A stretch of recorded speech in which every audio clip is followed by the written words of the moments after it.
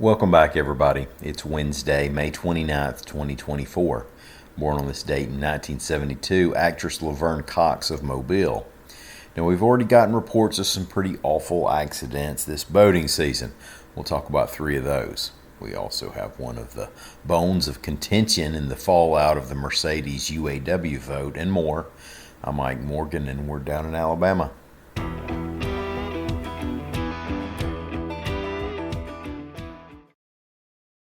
Memorial Day weekend marked the unofficial beginning to the summer vacation season. For many, that also means it's lake season, which is a wonderful thing, but we've also received the bad news that always comes with lake season: tragic boat-related accidents. It was on Memorial Day at Logan Martin Lake when 72-year-old Delbert Shaw was helping dock a pontoon boat, fell in the water and drowned. The day before, on Lake Mitchell, a 39-year-old man was cranking the motor on a Maxim bowrider when it burst into flames, injuring him and two others. And earlier this month, a woman's leg was cut off during a bizarre incident.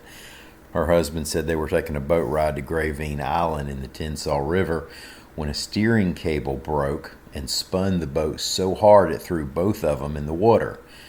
The boat motor's propeller cut off her left leg above the knee and badly cut her right leg. So y'all be careful out there.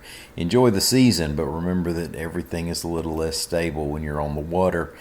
You might need to take an extra moment to think about what you're doing and where you're stepping.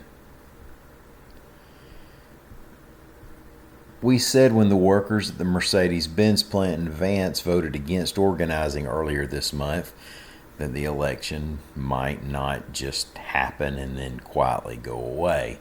We knew that the United Auto Workers Union had filed complaints of unfair labor practices against Mercedes.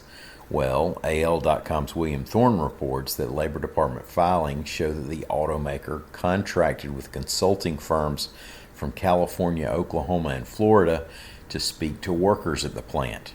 Huffington Post has reported that they brought in at least 11 people to hold anti-union meetings.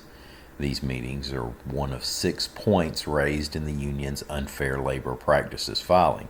Last week, the UAW petitioned the National Labor Relations Board for a new election.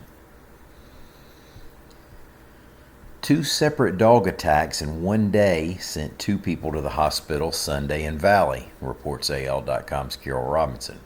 Now, after each attack, the dogs were described as a brindle pit bull and a Rottweiler.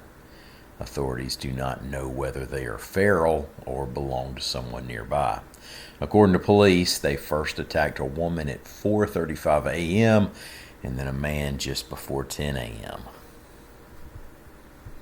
Well, the Transplant Games of America are coming to Birmingham, reports AL.com's Mark Heim. Organizers expect thousands of transplant recipients, living donors, donors' families, people awaiting transplants, and professionals in the donation or transplant field to make it to the Birmingham Jefferson Convention Complex on July 5th through the 10th for competitions such as swimming, basketball, table tennis, golf, cornhole, ballroom dancing, and Texas Hold'em. The games happen every other year and are produced by the Transplant Life Foundation. Now, the goal here is to raise awareness for and celebrate organ, eye, and tissue donations. Competitors are expected to represent all 50 states and several other nations. Admission to the events is free. We're inside a month now until the June 20th MLB at Rickwood game between the St. Louis Cardinals and the San Francisco Giants in Birmingham. With that as a hook, the first episode of a 4-part podcast from National Public Radio and Major League Baseball was released yesterday. Road to Rickwood is hosted by comedian and Birmingham native Roy Wood Jr. and will explore the history of the Negro Leagues in Birmingham.